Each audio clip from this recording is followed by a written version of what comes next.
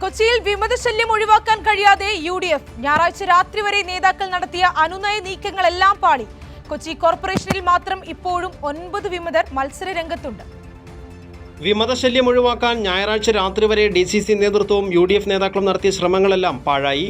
9 വിമതരാണ് ഔദ്യോഗിക സ്ഥാനാർത്ഥികൾക്കെതിരെ ഇപ്പോഴും മത്സര രംഗത്തുള്ളത്. കോർപ്പറേഷൻ 33-ാം ഡിവിഷനായ പാലാരിവട്ടത്ത് തൃക്കാക്കര മണ്ഡലം UDF ചെയർമാൻ ജോസഫ് അലക്സാണ് വിമത സ്ഥാനാർത്ഥി. തൃക്കാക്കര ഉപതെരഞ്ഞെടുപ്പിൽ ഉമാ തോമസിന്റെ തെരഞ്ഞെടുപ്പ് പ്രചരണത്തിന് ചുക്കാൻ പിടിച്ച ആളാണ് Joseph Alex.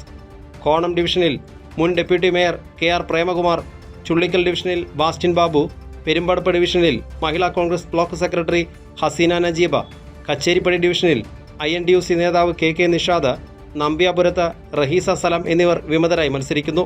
Girinagar division general ഡിവിഷനായി മാറിയപ്പോൾ സീറ്റ് നൽകാത്തതിന്റെ പേരിലാണ് സിറ്റിംഗ് കൗൺസിലറായ മാലിനി കുറുപ്പ് ഇവിടെ വിമത സ്ഥാനാർത്ഥിയായത്. ഞായറാഴ്ച വൈകിയും മാലിനി കുറുപ്പിനെ അനുനയിപ്പിക്കാൻ DCC നേതൃത്വം ശ്രമം നടത്തിയിരുന്നു. കൽവത്തി ഡിവിഷനിൽ വനിതാ ലീഗ് നേതാവ് സജി കബീറും മൂലങ്കുഴി ഡിവിഷനിൽ സോഫി രാജുവും UDF വിമതരായി മത്സര രംഗത്തുണ്ട്.